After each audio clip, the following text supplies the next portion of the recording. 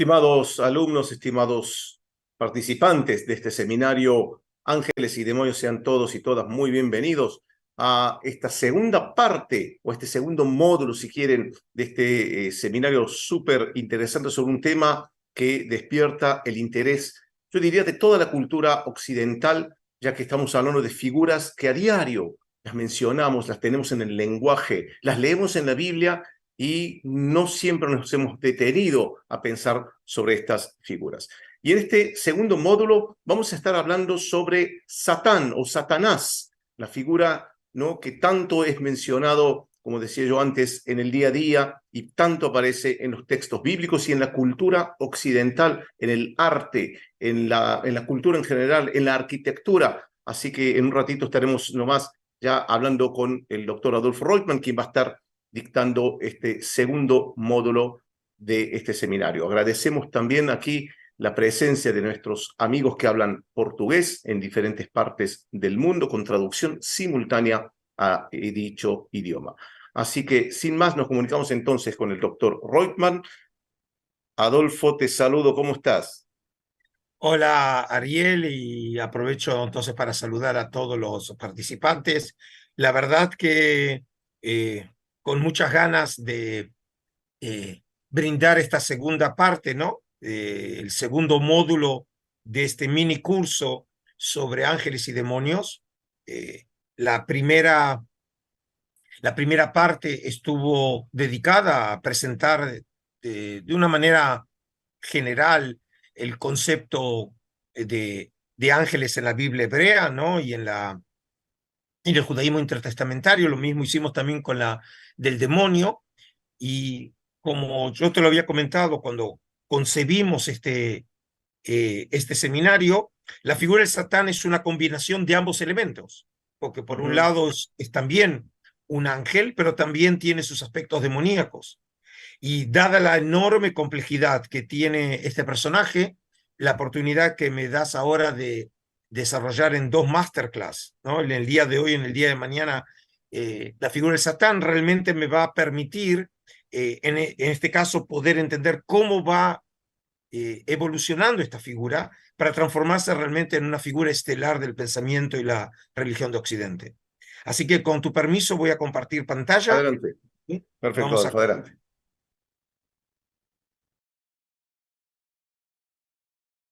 Ok, ahora entonces comenzamos. Y, y Todavía no como subió, Adolfo. Ahí está. ¿por qué no? Ahí está, Sí. perfecto. Ok, ok. Entonces, eh, vamos a comenzar hoy entonces con la primera parte de que voy a tratar el primer, digamos, gran estadio de la evolución del Satán, que es el Satán predemoníaco.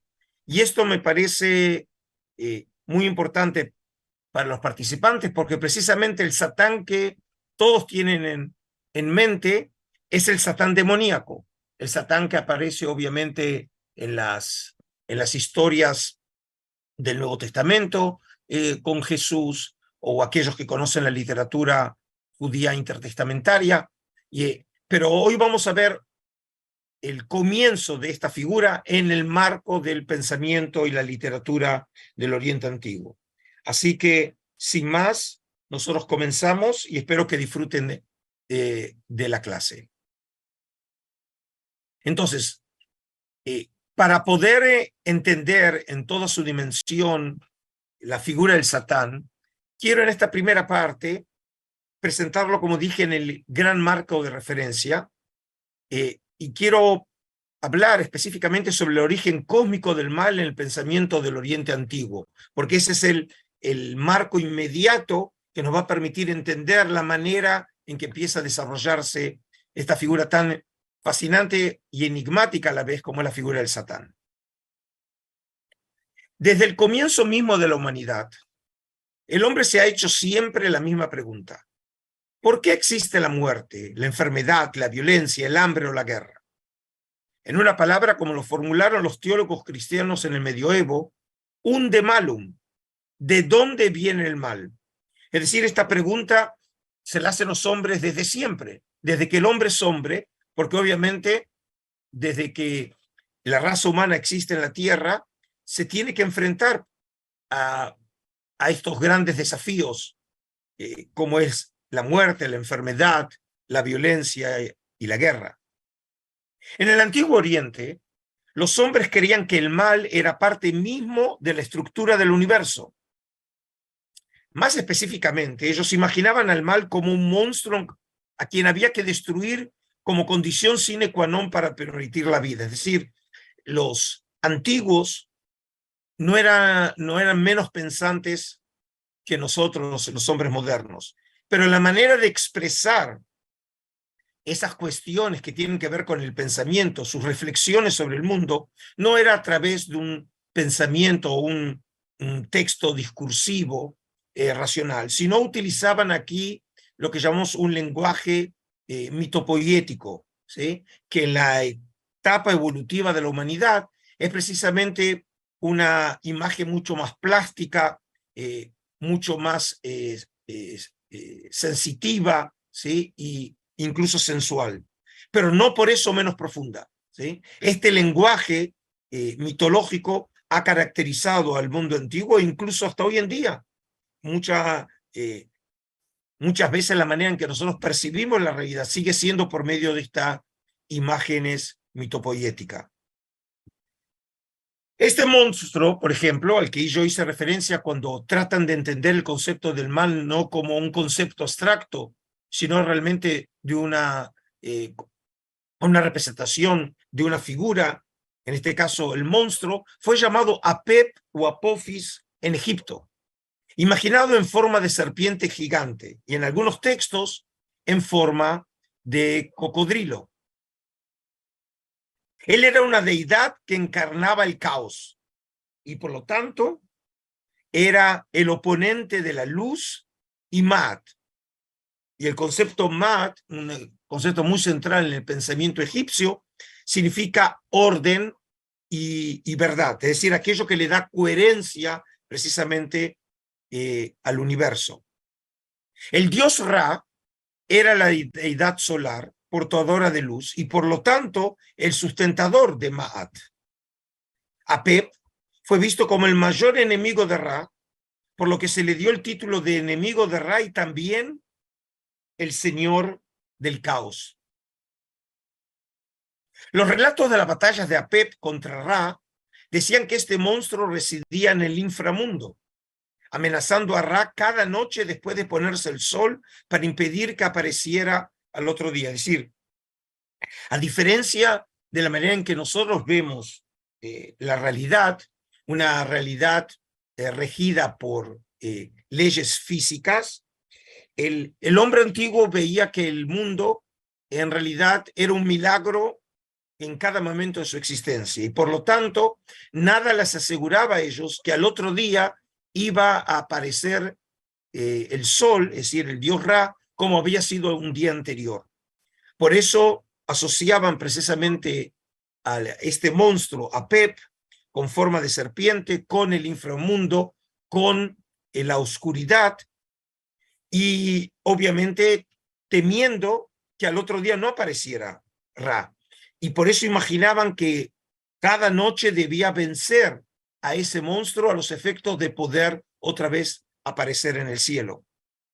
Se pensaba que la victoria de Ra cada noche estaba asegurada por las oraciones de los sacerdotes y adoradores egipcios en los templos, es decir, que el triunfo de Ra era consecuencia directa también de la actividad teúrgica por parte de los sacerdotes, que en este caso lo ayudaban al dios Ra vencer y sobreponerse a las fuerzas caóticas representadas por la serpiente Apep.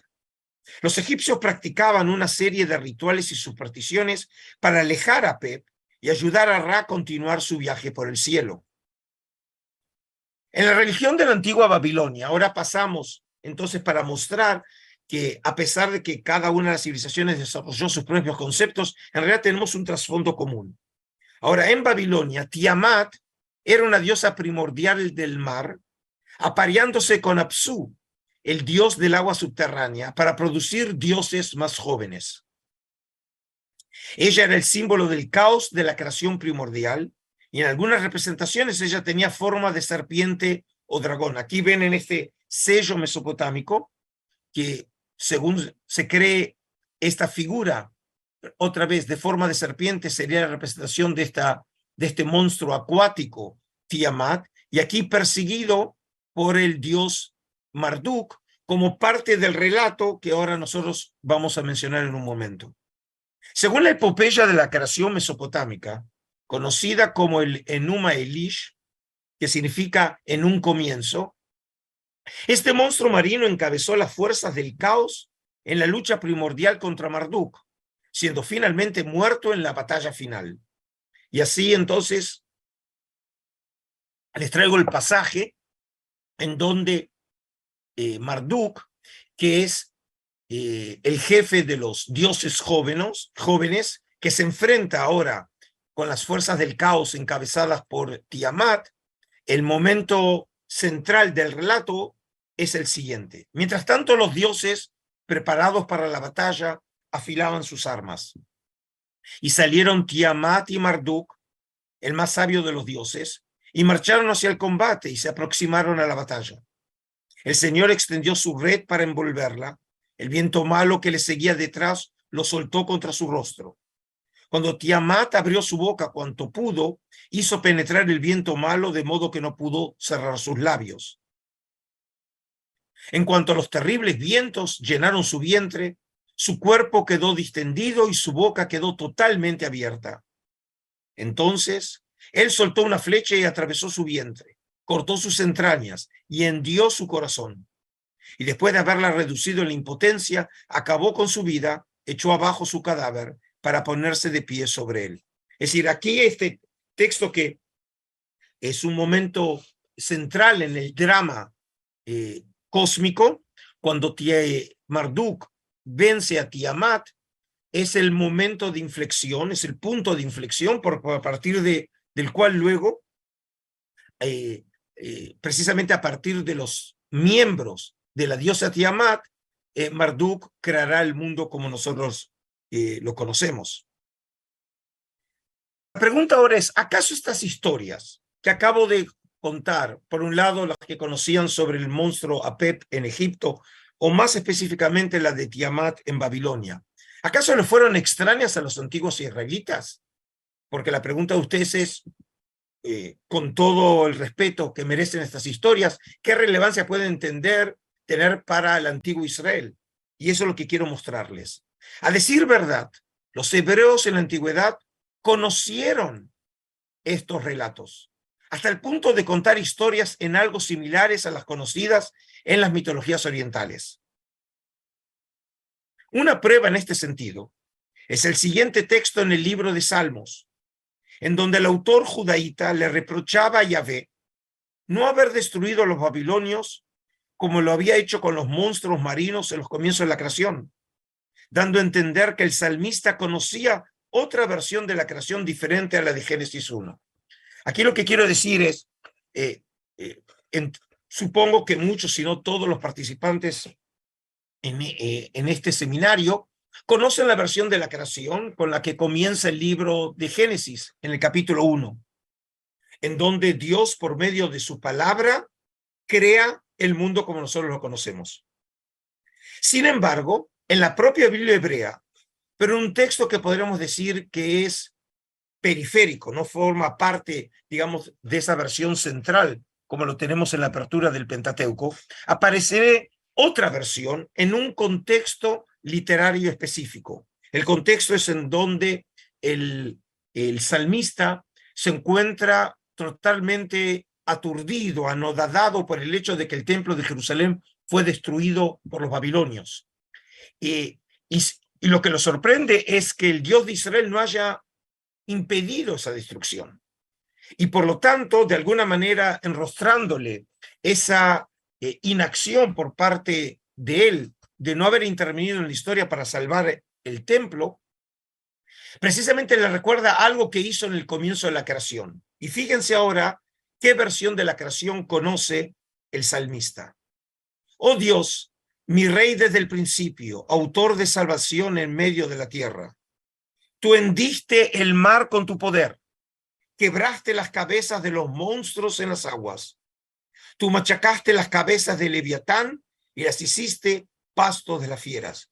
Es decir, aquí el autor hace referencia a un hecho que según él sucedió en el comienzo de la creación, cuando Yahvé destruyó a los monstruos marinos.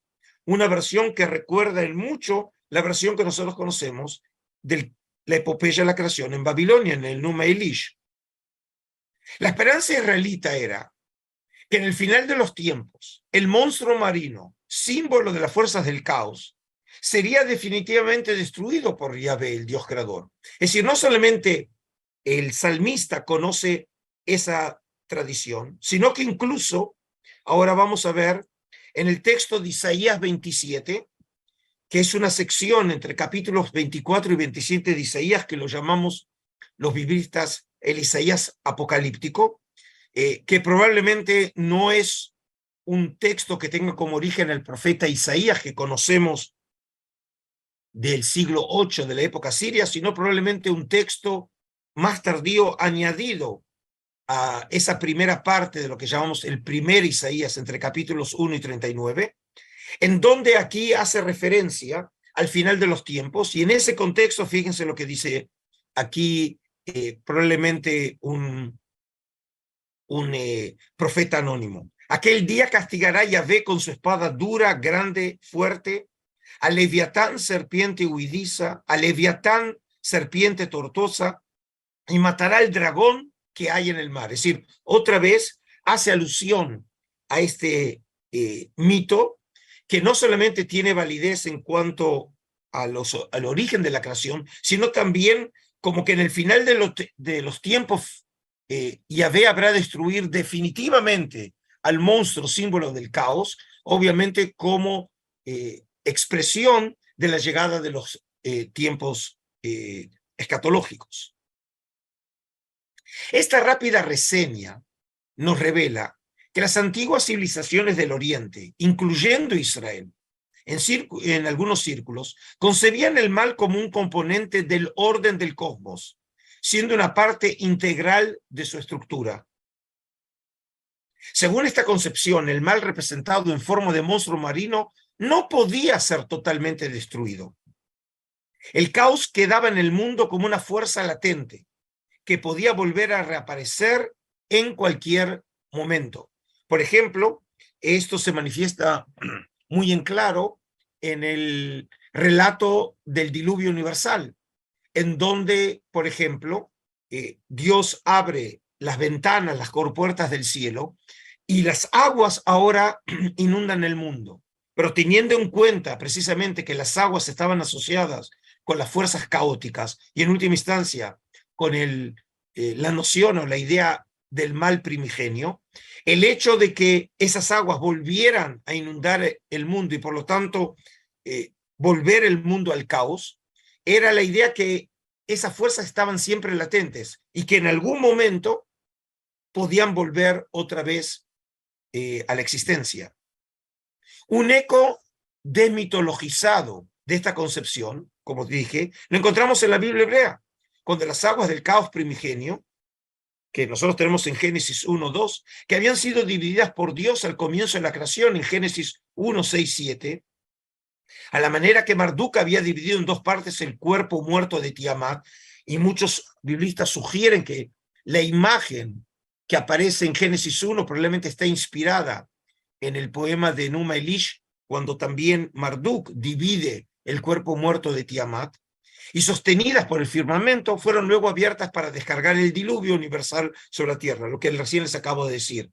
Es decir, que nosotros vemos claramente que la Biblia hebrea también presupone ciertas ideas o nociones sobre el mal como componente del cosmos, que era una idea común en el Oriente Antiguo. Pero a diferencia de las civilizaciones orientales, este mito no ocupó un papel central en la concepción del mundo de Israel. Por el contrario, los antiguos israelitas en su corriente central yavista promovieron la idea del origen antropocéntrico del mal, afirmando que las fuerzas del caos habían entrado en el mundo como consecuencia de la desobediencia de los hombres. Es decir, que nosotros vemos que por un lado, como no podía ser de otra manera, Israel, como un pueblo relativamente joven frente a las grandes civilizaciones del Oriente, se vio influido por nociones, por conceptos, por ideas, por relatos que eran conocidos en el mundo antiguo.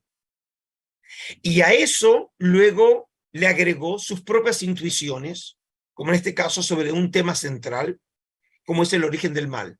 Y en la idea bíblica del mal, el origen no es un origen cósmico, no forma parte de la estructura del universo, sino que el mal es en última instancia el pecado.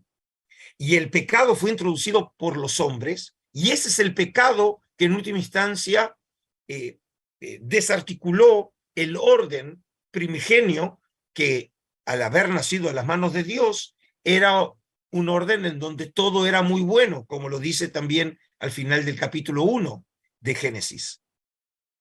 Según algunos sugirieron, la presencia de la serpiente en la historia del paraíso, en Génesis 3, sería un eco de la versión desmitologizada de este mito oriental. Obviamente no tengo ahora la oportunidad de desarrollar este tema, lo vamos a ver en algún momento de esta serie, pero no en la clase de hoy, va a ser en la clase de mañana, donde voy a hacer referencia a esa historia en un nuevo contexto literario. Pero en la historia del Génesis, como todos saben, el personaje que de alguna manera es el inspirador de toda la situación es la figura de la serpiente. Y es un personaje enormemente misterioso. ¿Qué hace la serpiente en esa historia? Pero muy probablemente, como lo sugirió el gran biblista ítalo-israelí, el profesor Humberto Casuto, profesor de profesores en la Universidad Hebrea de Jerusalén, en su comentario magistral sobre el libro de Génesis, él precisamente sugiere que la figura de la serpiente en Génesis 3 sería un eco lejano de estas historias sobre los monstruos primordiales, pero, como claramente lo establece el texto de Génesis 3, esa serpiente fue hecha por Dios Yahvé. Es decir, que el texto mismo dice claramente que no es un monstruo que existió desde siempre, sino precisamente es parte de la obra divina, al igual que cualquier otro ser en el mundo. Pero probablemente, como dije, alude a estas tradiciones mitológicas. Pero esta marginalización del mito oriental en la época del primer templo se mantuvo en épocas posteriores. ¿Podría darse el caso de que esta noción sobre el origen del mal hubiera adoptado otra forma combinado con otros elementos? Con el propósito de contestar estas preguntas, pasemos a continuación a explorar la manera en que la figura del Satán se fue desarrollando en la Biblia hebrea y a partir de entonces en distintas fases del desarrollo de la civilización judía. Es decir, ahora vamos a ver, frente a los materiales que acabamos de traer, vamos a ver ahora específicamente cómo la figura del Satán parecería articularse de alguna manera con esta problemática sobre el origen del mal. Y entonces ahora vamos a tratar específicamente la figura del Satán en la Biblia hebrea. El Pentateuco nos cuenta la historia del mago vidente pagano Balaam, que estando en camino para maldecir a Israel, se le apareció el ángel de Yahvé para impedirle seguir su camino. Y así reza el relato. Cuando iba, se encendió la ira de Yahvé y el ángel de Yahvé se puso en el camino para estorbarle. Él montaba la burra y sus dos muchachos iban con él. La burra vio al ángel de Yahvé plantado en el camino, la espada desenvainada en la mano.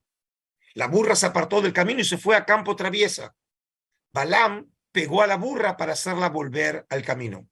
Aquí es un texto que obviamente no voy a tratar en detalle, pero en donde el autor bíblico hace un uso magistral de la ironía, porque este profeta mago pagano que fue enviado para maldecir a Israel, en realidad no podía ver lo que la burra de Balaam veía, que era precisamente que había un ángel en el camino que les impedía a ellos avanzar, porque el camino era un camino estrecho, y por eso la burra se detuvo, sufriendo precisamente los golpes de Balaam.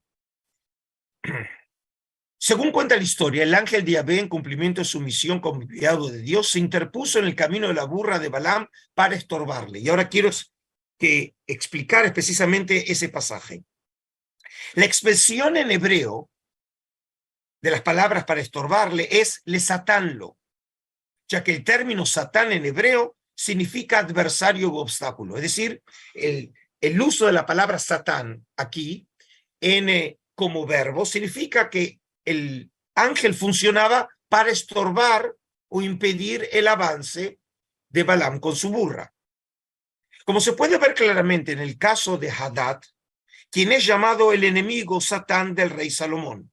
Es decir, el término Satán en hebreo, sin ninguna calificación, en realidad apunta simplemente a alguien que hace de enemigo o que hace de obstáculo, y entonces lo vemos funcionando como verbo en el pasaje de Números, o por ejemplo puede simplemente ser una apelación a alguien llamándolo el enemigo, y el término en hebreo es Satán.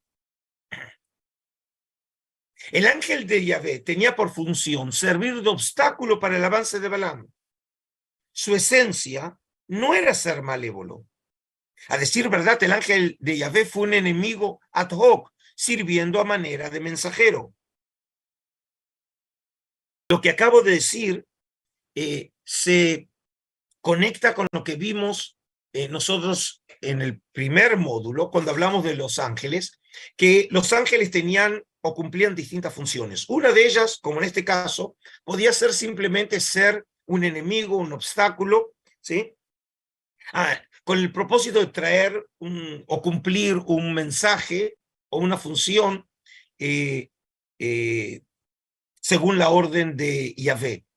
Pero lo importante es que fuera demoníaco aquí el ángel. Lo único que hacía en este caso era molestarlo en su avance por el camino.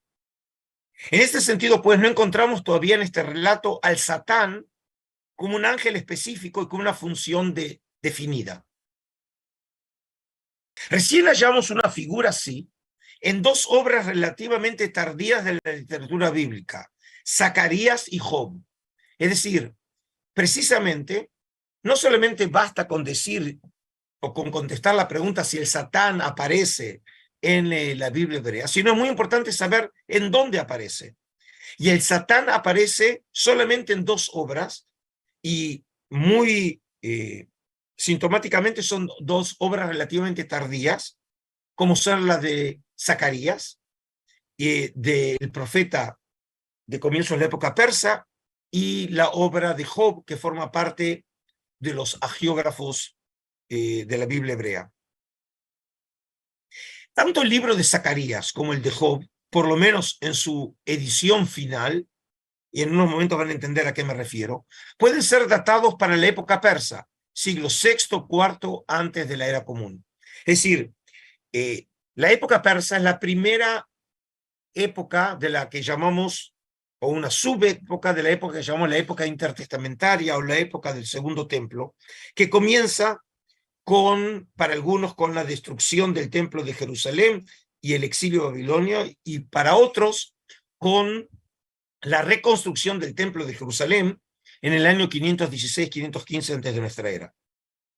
Y los primeros 200 años son los años en que el pueblo de Israel está dominado por el imperio persa, que a su vez venció al imperio neobabilónico.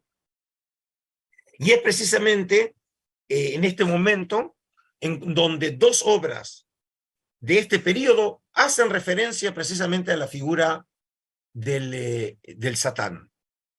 La particularidad de las mismos radica en que en ellas nuestro personaje es llamado en hebreo a Satán, el Satán, con un artículo determinativo señalando con ello su distensión. Es decir, que aquí aparece algo que es novedoso. Habíamos dicho que la palabra Satán aparece en otros textos de la Biblia hebrea simplemente como calificativo de alguien, como un enemigo. Pero ahora aparece con un adjetivo, con un artículo determinativo, que es el Satán.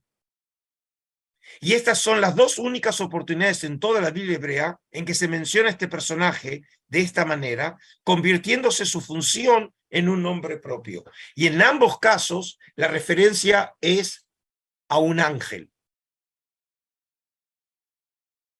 Sin embargo, una interpretación diferente de la expuesta aquí sobre las apariciones de Satán en estos dos textos es la de Charles Peirce, quien afirmó lo siguiente.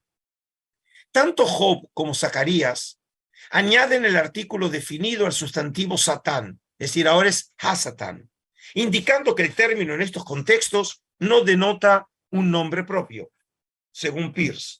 Esta forma tampoco se refiere necesariamente a un ser angelical específico, cuyo papel constante es ser el acusador.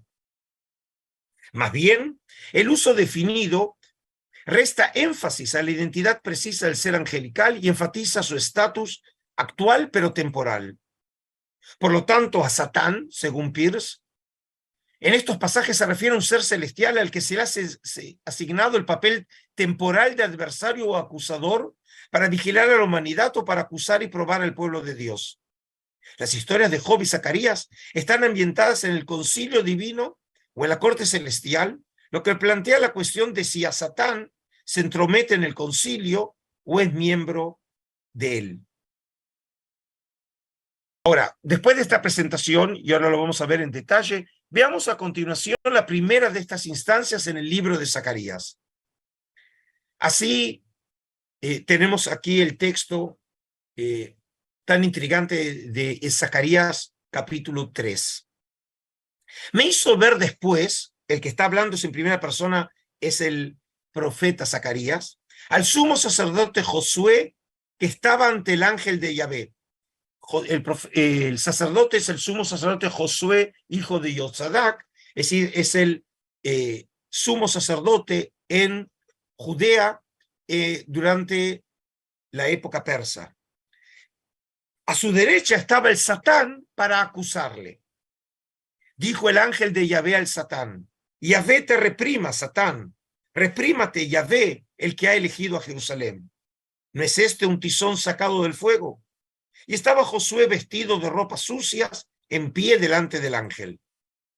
¿Sí? Y aquí tienen como un artista, siglos después, ¿sí? Imagina precisamente esa visión en donde el profeta Zacarías ve en esa visión al sumo sacerdote, y por un lado se encuentra el ángel de Yahvé, y por el otro lado lo que sería el Satán, obviamente aquí representado de una manera como se imagina en el arte medieval, precisamente la figura del Satán. Y sobre eso ya hablaremos también en la clase de mañana.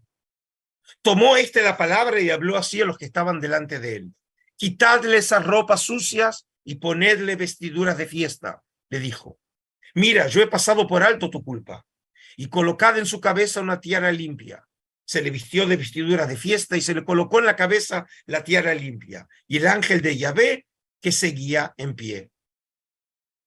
Como nosotros como espectadores entramos en la escena que se desarrolla en el tribunal celestial, es decir, cuando nosotros entramos, vemos al sumo sacerdote Josué en su condición de inculpado, que luego de haber sido acusado por el Satán en su condición de ángel fiscal ante el ángel de Yahvé, escena que el lector la supone pero no la presenció, es decir, nosotros entendemos a partir del texto de lo que se acaba de leer que hay una acusación vigente según la cual el ángel acusador acusó precisamente al sumo sacerdote.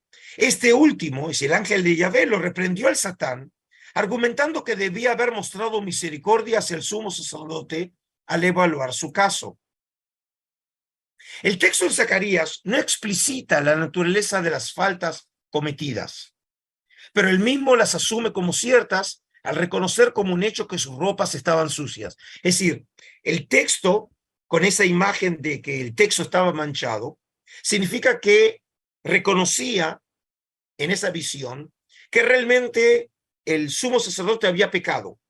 Y lo que se supone que el Satán, como fiscal acusador, precisamente apuntando a esta condición de pecador, seguramente argumentaba que por ser como tal, en un estado de pecado, no podía servir como sumo sacerdote. ¿Sí? El Satán es reprobado no por haber sido malévolo o injusto, sino precisamente por haber sido extremo en su uso de la vara de la justicia, al no considerar las circunstancias de Josué al ser un tizón sacado del fuego. Es decir, el argumento es que él lo estaba midiendo con una extrema rigurosidad al sumo sacerdote. Nosotros no sabemos a qué tipo de pecados se aludía.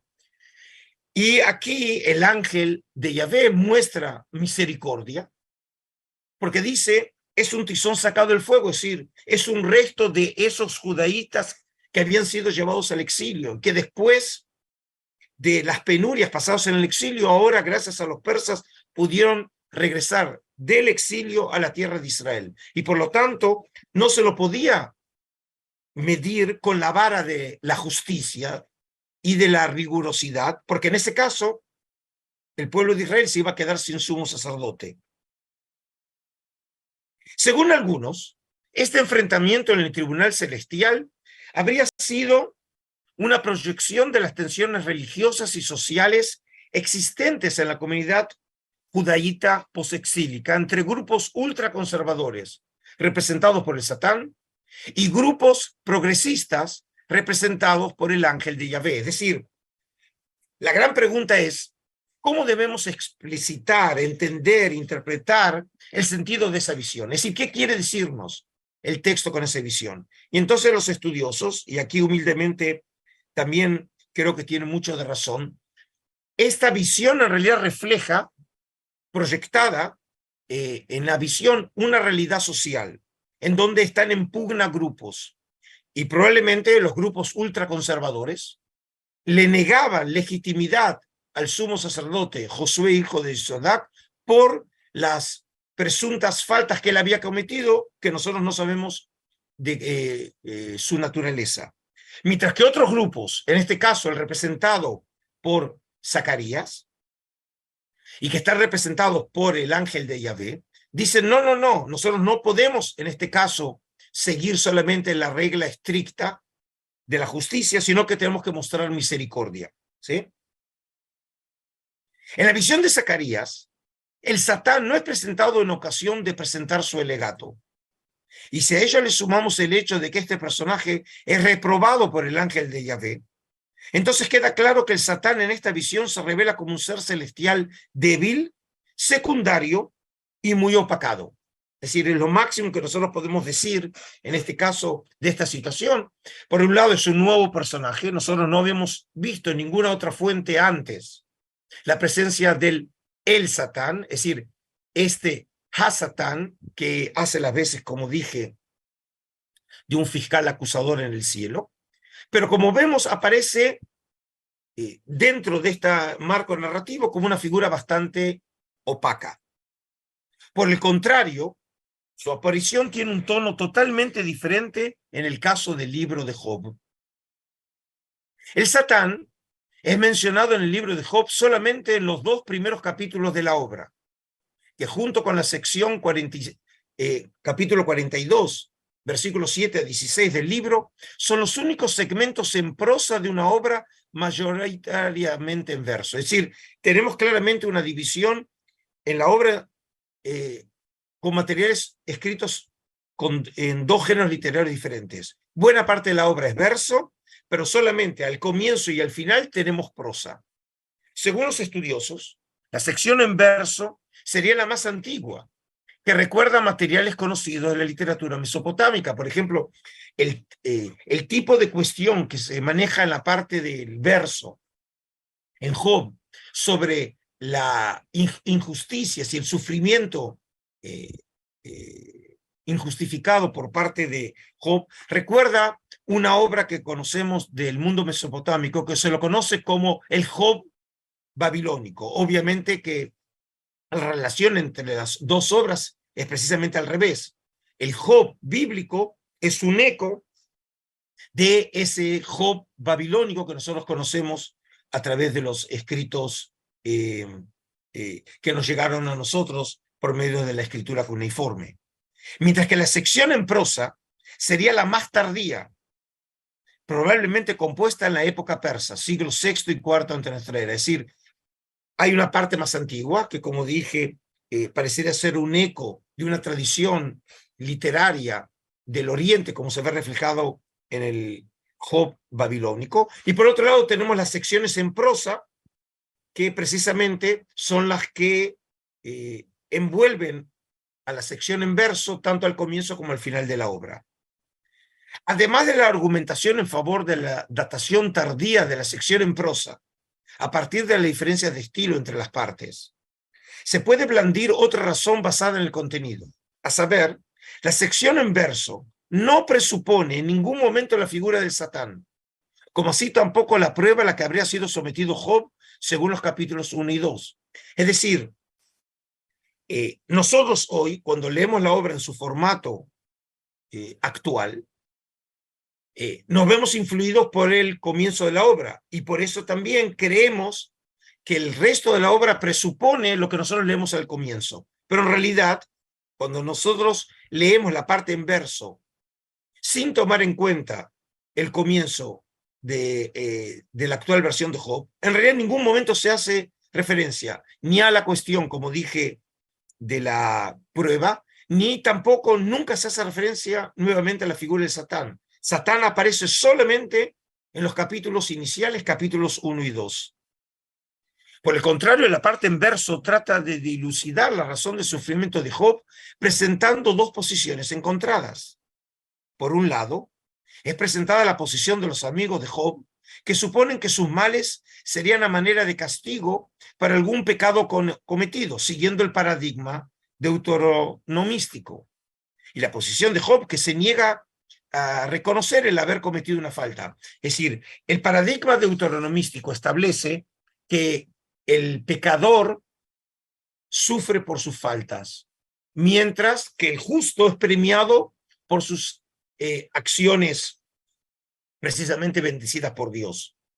Por lo tanto, si Job sufre, el modelo deuteronomístico presupone que el sufrimiento es resultado del pecado. Y por eso los diálogos con los amigos de Job que le piden o le exigen que confiese sus pecados.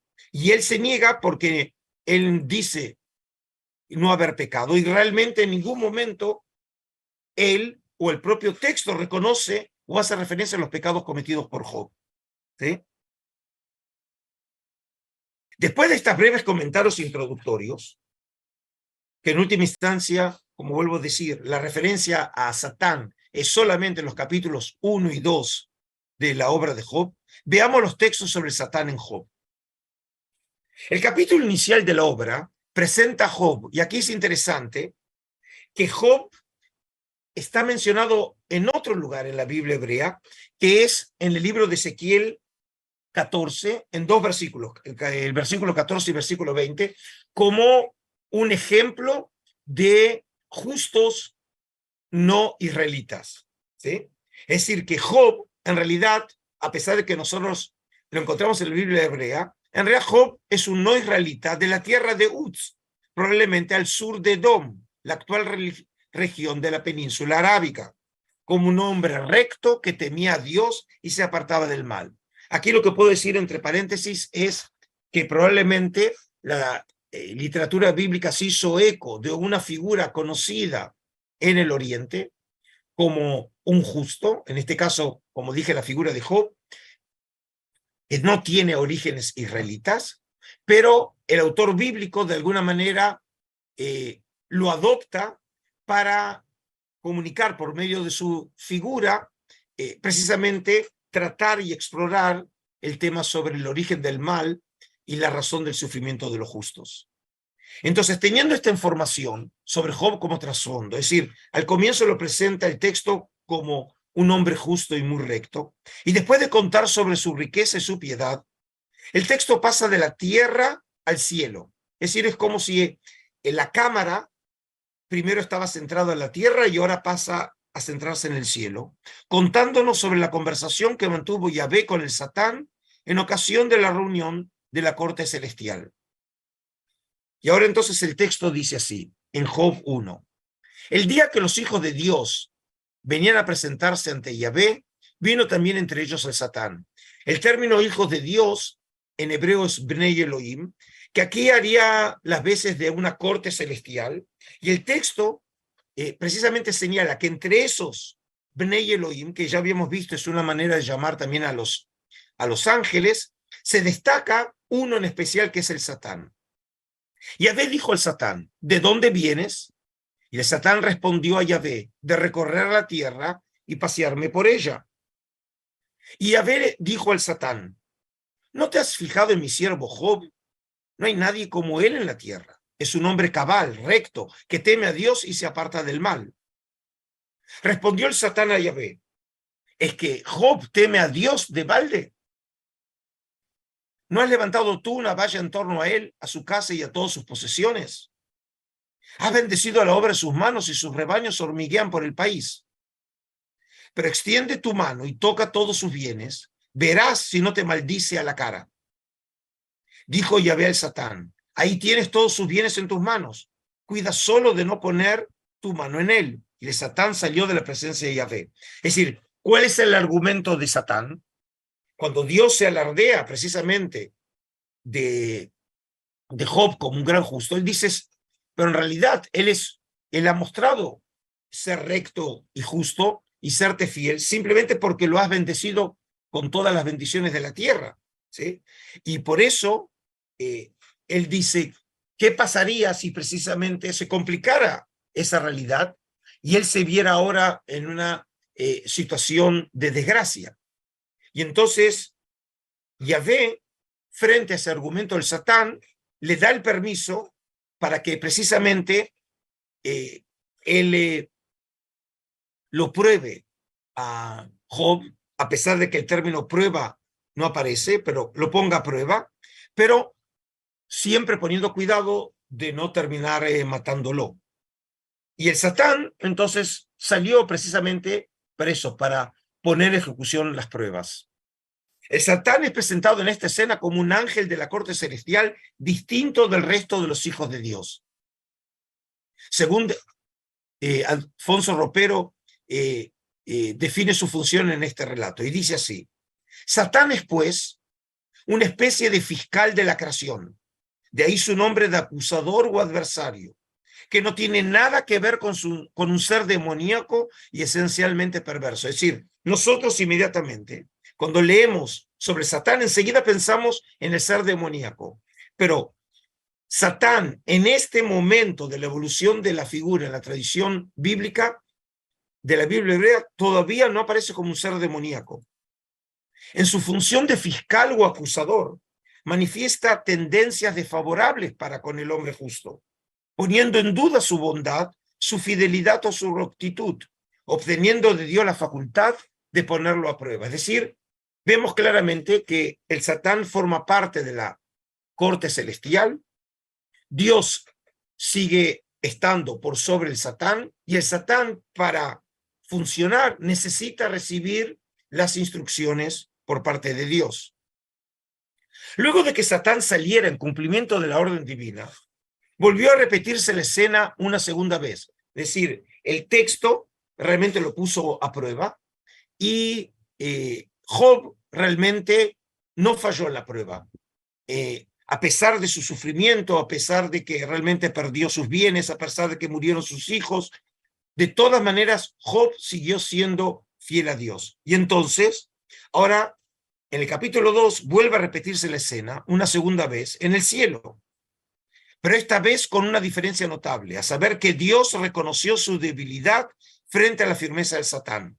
Y quiero que se fijen bien cuando comparemos la escena ahora, este diálogo en el capítulo 2 de Job entre Yahvé y Satán frente al diálogo que mantuvieron hace un rato atrás en el capítulo 1.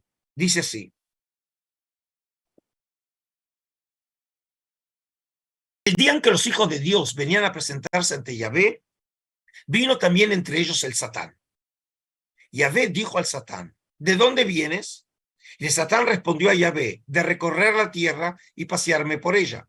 Por cierto, aquí, en esta función del Satán, algunos investigadores han querido ver la función de lo que era un tipo de policía secreta que tenían los persas, que precisamente la función era recorrer el imperio y buscar enemigos potenciales que pudieran atentar contra la seguridad del Estado.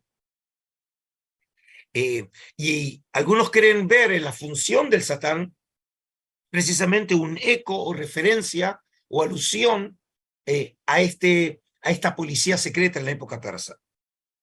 Y Yahvé dijo al Satán: ¿te has fijado en mi siervo Job? No hay nadie como él en la tierra. Es un hombre cabal, recto, que teme a Dios y se aparta del mal. Aún persevera en su entereza, y aquí viene la frase que nos sorprende enormemente: y bien sin razón me has incitado contra él para perderle. Es decir, el texto pone en boca de Yahvé algo que nosotros nunca hubiéramos imaginado que podía ser posible, y es que Dios, Yahvé, reconoce su debilidad frente al Satán. Es decir, como que el Satán consiguió doblegarlo y obligarlo a Yahvé a hacer algo que él realmente no quería.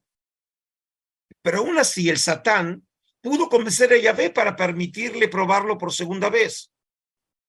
Y así continúa el texto. Respondió el Satán a Yahvé: piel por pie, todo lo que el hombre posee lo da por su vida. Pero extiende tu mano y toca sus huesos y su carne. Verás si no te maldice a la cara. Y Yahvé dijo al Satán: ahí le tienes en tus manos, pero respeta su vida. Es decir, aquí vemos que frente a la prueba a la que fue sometido Job en el capítulo número 1, en donde le afectaron precisamente sus riquezas, donde también los hijos fueron muertos. En este caso, vemos que aquí la prueba llega a un nivel ahora personal, porque ahora el cuerpo mismo de Job se va a ver sometido a llagas, ¿sí? En donde su cuerpo mismo va a sufrir, en este caso, en los embates de Yahvé, de Satán, pero Yahvé claramente le dice, ¿no?, que tiene que respetarlo, que no lo termine matando. Pero obviamente ahora va a ser un momento mucho más difícil para Job, porque ahora el sufrimiento al que él se ve sometido no es circunstancial, no tiene que ver con el mundo que lo rodea, sino que tiene que ver con su persona mismo, con su propio cuerpo. Pero lo que me interesa ahora es lo siguiente: una rápida comparación entre estas dos apariciones del Satán nos revela rasgos distintivos. Ahora quiero comparar al Satán que nosotros acabamos de ver en el libro de Zacarías frente al Satán que acabamos de ver en el libro de Job. El Satán en Zacarías aparece pasivo, silencioso y reprendido por el ángel de Yahvé. En Job, este ser celestial es activo, parlante y capaz de influir sobre su Dios mismo. Es decir, a pesar de que tenemos solamente dos textos en los cuales aparece el Satán, Ha-Satán, en los dos casos, funcionando a la manera de un ser celestial en su categoría de fiscal en el tribunal celestial, vemos de todas maneras las diferencias en la presentación de cada uno de los casos, ¿sí? Es decir, como vimos en Zacarías, nosotros no oímos al Satán. Nosotros realmente solamente vemos en acción al ángel de Yahvé que lo reprende al Satán. Es decir, por lo tanto, aparece como una figura, como dijimos, muy débil y muy opacada. En Job es totalmente diferente. Lo oímos es un ser activo, es parlante, e incluso el texto mismo alude a la capacidad que tiene Satán de influir en Yahvé. Es decir, que vemos claramente que el Satán de Job tiene mucho más poder y relevancia que el Satán en Zacarías. A pesar de ello, sin embargo, en ambos casos el Satán es presentado como un ser sometido a la soberanía divina, sin funcionar como un rival de Dios. Y este es un punto que quiero que tenga presente. Como les dije, el Satán en estos dos textos no aparece como un ser independiente, no aparece como un ser malévolo, no es alguien que quiere provocar el pecado. El sufrimiento de Job es solamente como parte de la prueba a la que es sometido como resultado del permiso que recibió de Yahvé. Es decir, que incluso la acción por parte del Satán está bajo el control de Yahvé. Es decir, que claramente los elementos que luego van a caracterizar al Satán más tardío, que nosotros vamos a ver de manera específica en el encuentro de mañana, todavía no aparecen en estas historias del Satán bíblico. La comparación entre las dos apariciones del Satán nos llevaría a concluir que la preeminencia de este ser celestial fue aumentando con el pasar del tiempo, convirtiéndose en un tentador que ponía una cuña entre Dios y los hombres. Es decir, claramente podemos decir, a pesar que no sabemos específicamente cuándo cada obra fue escrita, pero podemos ver una evolución interna entre el Satán de Zacarías y el Satán de Job. Y por lo tanto vemos que el Satán de Job parecería representar un momento evolutivo más tardío frente al Satán de Zacarías, en donde aquí vemos que ya tiene mucho más poder, relevancia, todavía no es independiente, no es demoníaco, pero vemos que hay una evolución interna, ¿sí? Y que está apareciendo esta figura que de alguna manera va a ser, o poner, como dije, una cuña, ¿sí? Entre las relaciones entre Dios y los hombres. Bueno, Ariel, terminamos ahora entonces con esta primera presentación del tema. ¿Ok? Bien, bueno, Adolfo, si te parece, hacemos una breve sesión de Sí, preguntas sí, perfecto. sobre esta parte. Bien, y luego haremos un intervalo para poder luego de ese intervalo nuevamente regresar para la segunda parte. Bien, pregunta Daniel, pregunta así. Satán también aparece en el primer libro de Crónicas 21:1. ¿No? Y bueno, cita el versículo, dice que entonces Satanás se levantó contra Israel e incitó a David a levantar un censo de Israel. ¿El Satán de este texto puede ser el mismo identificado con el Satán de Job y de Zacarías? ¿Cómo Mira, podemos situar esta figura en la evolución histórica del pensamiento de la Biblia hebrea? la pregunta es muy apropiada y hasta tal punto, ¿cómo se llama el que me hizo la pregunta? Daniel. Daniel. Le puedo decir que Daniel es una pregunta muy justa porque precisamente el tema que vamos a ver de manera específica después del break es ese pasaje. Tiene toda la razón.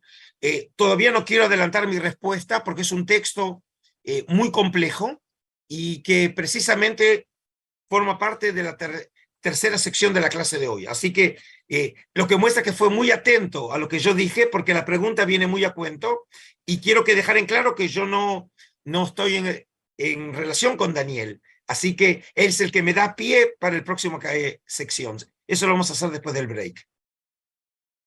Muy bien, Adolfo, genial. Vamos con más preguntas. Francisca pregunta, ¿el dragón mencionado en Apocalipsis se asemeja o es igual al dragón mitológico de los países asiáticos y europeos?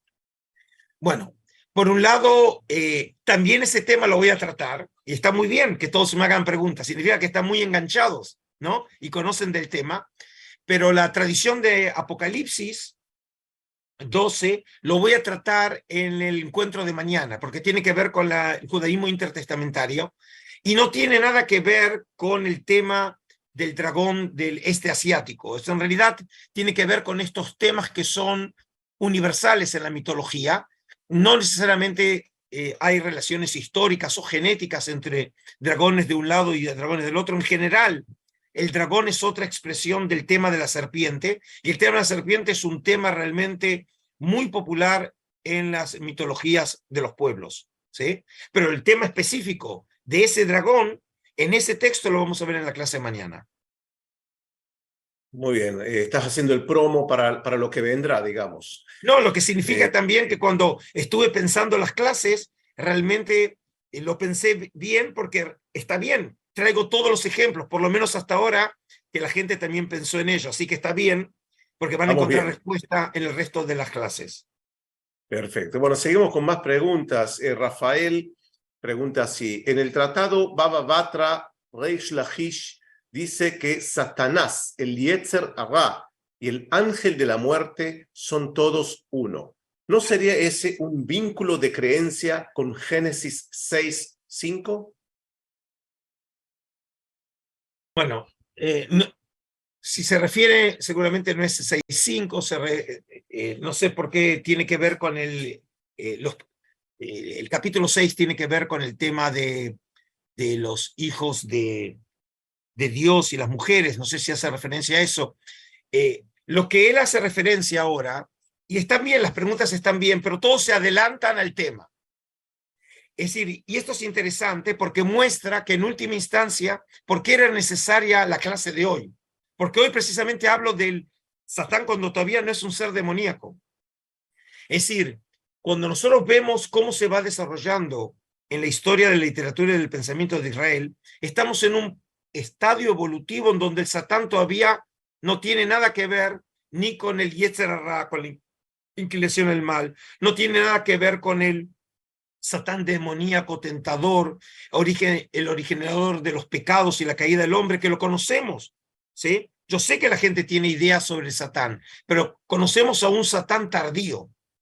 Y en este caso, la frase que tiene y hace referencia precisamente en la tradición de Reish Lakish, muestra algo que nosotros lo encontramos en la literatura más tardía, y los ejemplos los vamos a ver también el día de mañana, en donde temas o conceptos o personajes que son diferentes en textos tempranos, en la literatura tardía empiezan a ser identificados. Como en este caso, el tema del Yetzer Hara, ¿sí?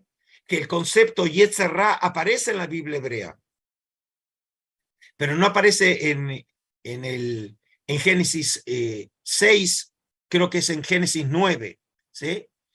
Ahí aparece el Yetzer Hara Mineuraf, cuando hace alusión que la inclinación del hombre es tender hacia el pecado, pero todavía no existe el concepto de la inclinación del mal. Existe la terminología, pero no el concepto. Eso va a aparecer recién en la literatura de finales de la época del Segundo Templo, en la literatura rabínica, y ser identificado con la serpiente o ser identificado con el Satán tiene que ver con estadios más tardíos de la evolución del concepto, en donde los hombres tratan de entender la relación que hay entre historias diferentes y conceptos diferentes. Pero está bien, porque precisamente uno de los objetivos de este curso, Ariel, es poner orden a ese desorden de conceptos que la gente conoce, pero no siempre sabe ponerlos en el casillero correcto de la evolución del tema.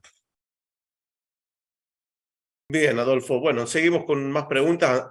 Tú estarás diciendo si es para el próximo módulo o no, pero seguimos con algunas preguntas. Citlali pregunta lo siguiente: ¿el Satán aparece como un ser dependiente a Dios? Entonces, la serpiente que engañó a Adán y Eva, ¿sería un siervo del mismo Dios que tentó a su propia creación? La pregunta es buena. La pregunta es buena. Como dije, yo voy a desarrollar ese tema de la serpiente en el contexto específico de esta presentación sobre el Satán en la clase de mañana. Pero en este caso la pregunta alude específicamente al relato de Génesis 3, ¿sí? Y por un lado, aquí la pregunta viene a cuento, realmente. Si todo lo que sucede en la creación forma parte de un plan divino, uno podría hacerse la pregunta si acaso la serpiente en Génesis 3 actúa por iniciativa propia, como el texto parecería sugerirlo, o en realidad y de una manera casi, diríamos,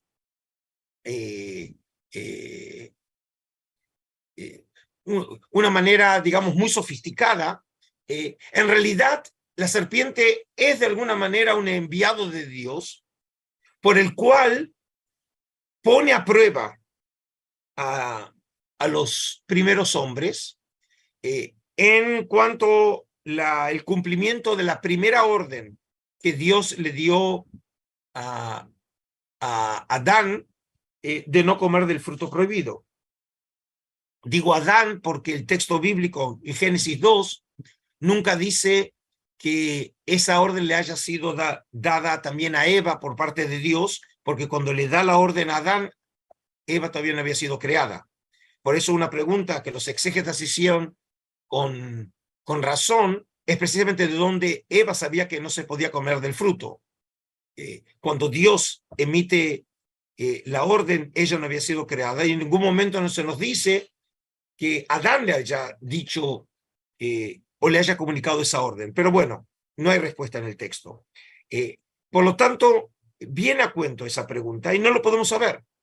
No lo sé. El texto nos debería entender que en realidad la serpiente actúa, digamos, por iniciativa propia. Y en este caso, creo que viene a cuento, por ahí quedan otras preguntas, Ariel. Sí, hay un par de preguntas más. Ok, entonces lo que quiero decir, yo la próxima clase voy a desarrollar en más detalle esa escena porque realmente la historia del paraíso juega un papel central en la manera en que fue interpretado ese pasaje, ahora con la figura del Satán, pero eso es un estadio más tardío de la evolución. ¿Sí? Sí. ¿Cuáles son las otras Bien, preguntas? vamos con más. José Freddy pregunta, Isaías 27:1 menciona a un leviatán serpiente veloz, leviatán serpiente tortuosa y al dragón. ¿Son los tres descripción del mismo o son tres diferentes? En realidad tiene que ver con una terminología que el texto revela ser una que tiene son términos que la conocemos de la literatura ugarítica cananea y que realmente en este caso el texto bíblico se hace eco de esa idea. Los términos aquí no hablan de seres diferentes, sino hacen referencia a ese mismo monstruo marino que puede ser llamado Leviatán, Nahashacalatón, Tanín, aparece con diferencia terminológica, a veces aparece también bajo el término de Rahab, ¿sí? Es decir, son todos términos que hacen referencia a ese personaje conocido de las mitologías, que es un monstruo marino en forma de serpiente.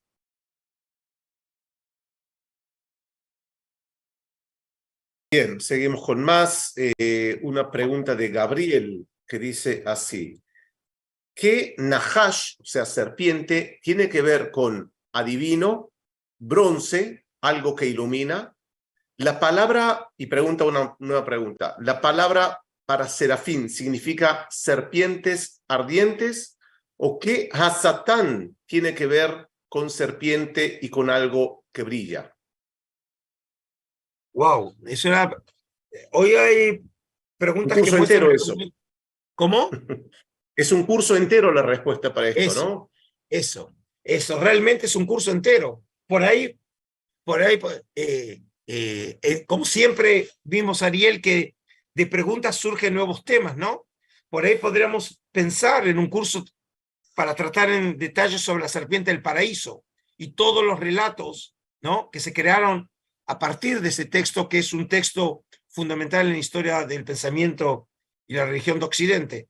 Lo que puedo decir sintéticamente es lo siguiente.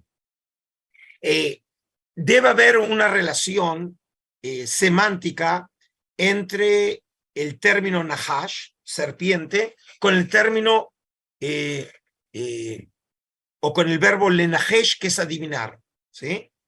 Y esto es porque la serpiente está asociada al mundo de ultratumba, está asociada con un mundo que está fuera de los sentidos de las personas. Piensen, por ejemplo, que una serpiente, que nosotros solamente conocemos obviamente en un zoológico, ¿sí?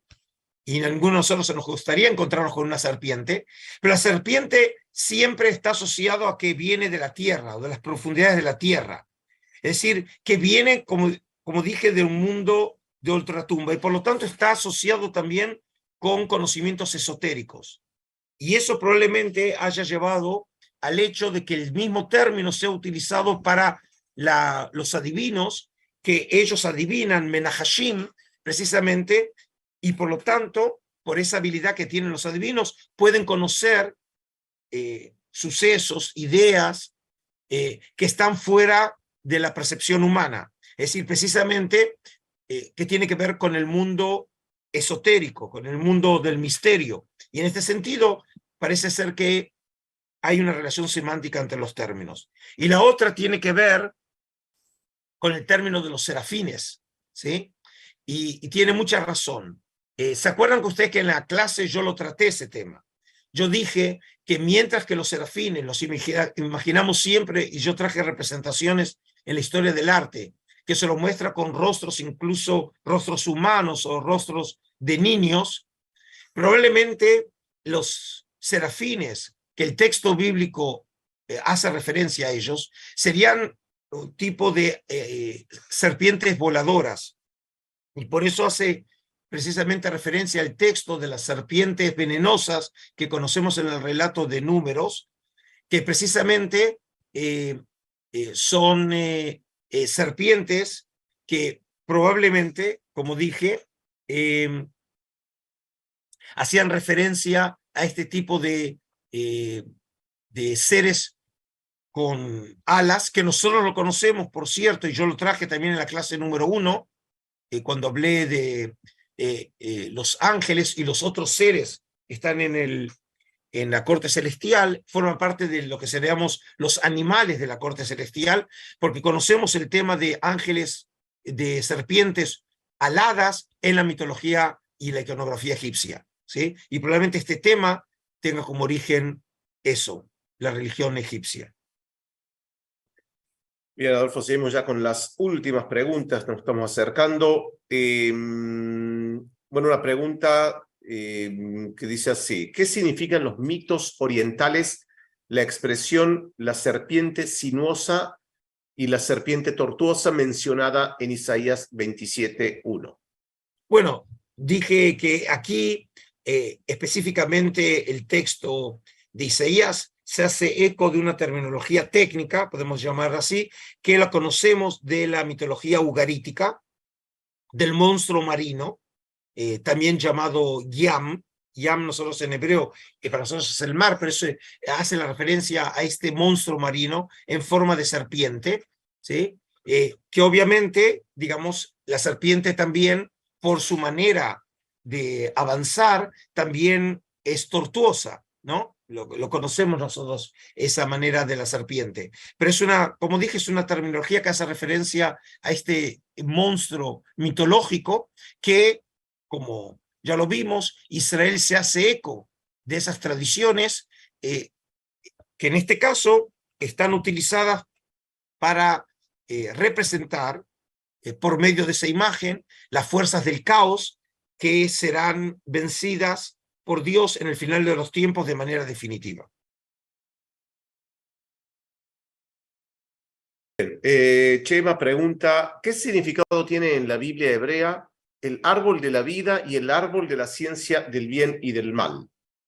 Bueno, no tiene que ver necesariamente, digamos, con el tema del Satán, pero seguramente sí. se ve motivada por la referencia al texto. Mire, aquí lo que tenemos tenemos lo siguiente. Nosotros tenemos dos árboles que probablemente genéticamente no hayan sido creados juntos. Hoy los tenemos como formando parte de la narrativa de de Génesis 2 y 3. En la mitología antigua nosotros conocemos la existencia, por ejemplo, de una planta que si era ingerida podía realmente otorgar la inmortalidad. Por ejemplo, a eso haría el texto referencia al árbol de la vida. Nosotros conocemos algo parecido y yo hice referencia también en algún momento, no me acuerdo si fue, no fue en esa clase, así que no fue con la clase con ustedes, en donde ahí tenemos un relato muy importante de Mesopotamia, que es la epopeya de Gilgamesh, que este es un semidios, o una parte hombre, una parte dios, que busca la planta que otorga la vida eterna. Y él conoce la identidad de esta planta gracias a la figura de Utnapishtim, y Utnapishtim es el Noé babilónico, el que precisamente alcanzó la vida eterna. Y después de tanta existencia, Utnapishtim le revela el secreto que tiene que conseguir esa planta. Y finalmente él consigue esa planta. En el camino, él llega a un lugar y deja la planta precisamente para sumergirse en el agua y refrescarse. Y según cuenta la epopeya de Gilgamesh, vino una serpiente, comió, ¿no?, y le robó esa planta y luego realmente renovó su piel. Es decir, que como sabemos, la serpiente, precisamente una de sus características es que renueva su piel, y eso le dio o le sugirió a los antiguos la idea que era un ser, digamos, que podía vivir eternamente.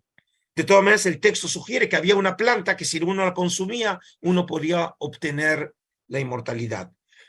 El árbol de conocimiento es un tema que nosotros no conocemos, un tema parecido en la mitología antigua, lo que parecería ser que es una creación específica de Israel, que combina en este caso el tema conocido del árbol o una sustancia que permite alcanzar con ella la inmortalidad, y otra el conocimiento, como parte de la creación totalmente original que es el relato del paraíso, que como tal no tiene paralelo en ningún texto conocido del Oriente Antiguo. Bien, Adolfo, bueno, van surgiendo nuevas preguntas. Dice Jorge Sanabria, en el Salmo 104 se menciona a un leviatán que has creado para divertirte con él. ¿Es esa una visión diferente de leviatán? Buena pregunta. Realmente tengo que reconocer que el nivel de preguntas muestra gente no solo comprometida, interesada con el tema, sino que muestra un conocimiento estrecho de las Escrituras. El capítulo 104 de Salmos no es más que una versión en verso de Génesis 1. Es un texto tardío a Génesis 1, que fue escrito teniendo como modelo la versión de la creación en Génesis 1, y lo que hace precisamente es, de alguna manera, hacer referencia a las ballenas o los taninim, a las que hace referencia el capítulo 1 de Génesis, que sin duda es, como lo dice también Casuto con justicia, es un eco de las tradiciones sobre los monstruos marinos. Pero si es así, Génesis 1 dice claramente que los taninim, que serían precisamente estos monstruos marinos, fueron creados por Dios. Y siguiendo esta misma idea, Salmo 104 dice claramente que fue creado por Dios para jugar. Es decir, que el texto claramente tiene un propósito claro, polémico, antimitológico, con el propósito de decir que en esta nueva versión de Israel, en la región de Israel, no existen monstruos que hayan tenido existencia antes de la creación, sino precisamente son monstruos que fueron creados por Dios e incluso también hasta sirvieron de juego para Dios. Bien, ya si vamos con la última pregunta, hay preguntas que vamos a estar respondiendo en los próximos módulos. Pregunta Santiago Lépez, ¿qué nombre tendría Satanás? ¿Es como un querubín protector o el nombre de un ángel llamado Lucero? No. Otra vez, cuando está haciendo la referencia a Lucifer, me imagino que a eso alude la pregunta, en realidad es la manera de que en la tradición más tardía fue interpretada el texto de Isaías 14 de Hillel Ben Shahar, ¿sí? Que hace precisamente la idea del lucero, que luego fue también asociado con la figura del Satán. Eso tiene que ver con la historia del exégesis de la figura del Satán. ¿Y cuál era la primera parte de la pregunta, Ariel? ¿Qué nombre tendría Satanás? Bueno, Si es como un querubín protector o el nombre de un ángel. no, querubín es una categoría diferente, él no aparece como querubín, ¿sí? Es más, yo había dicho también en la clase que hablamos sobre los ángeles que los querubines tenían forma de animales, ¿sí? Que recuerda los caribú que conocemos nosotros de la iconografía babilónica. Así que él no es un querubín. Por ahora, digamos, en el estadio que nosotros estamos viendo en esta parte de la clase, es un ángel en donde su función, que es la de ser, como dijimos, fiscal acusador, en realidad se transforma en su nombre, ¿sí? El Satán. En el sentido que ese es el artículo que lo define y lo caracteriza a diferencia de cualquier otro ángel de la corte celestial, y por eso en ambos textos vemos que es claramente un ángel diferente a los otros, que tiene un estatus diferente, pero nunca en los dos textos que vimos es rival de Yahvé. Bien, vamos entonces con ya la última pregunta. José Freddy pregunta, en Apocalipsis se menciona un dragón que viene del mar. ¿Será en referencia al mismo Leviatán que vive en el mar? Bueno, todos estos temas, las preguntas vienen a cuento, todos tienen como origen los temas de esta, es un mitologema muy, muy popular en el mundo antiguo, y por eso, por ejemplo, también el tema de los monstruos marinos o que nacen del mar, por ejemplo, aparecen también en Daniel 7, nadie me lo mencionó, pero yo ya me adelanté a la pregunta. Es decir, lo que muestra que estos temas tenían muchísima popularidad, y la prueba está que distintos textos, como dije, algunos periféricos en la Biblia hebrea y otros en la literatura intertestamentaria, como por ejemplo también hace referencia el libro de Apocalipsis, conocen estos temas y los utilizan, los articulan en función de las ideas que quieren comunicar en su contexto literario. Bueno, entonces Bueno, ahora, hay Ariel. sí, hay más preguntas, pero vamos a dejarlos para los próximos módulos. Sí, De todas y maneras, entonces nos ahora vemos.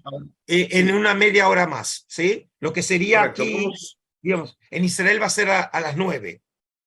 Claro, es decir, de aquí a 35 minutos Eso, exactamente nos volvemos a encontrar para la segunda parte de este día de hoy sobre ángeles y demonios. Nos vemos entonces en un perfecto. ratito.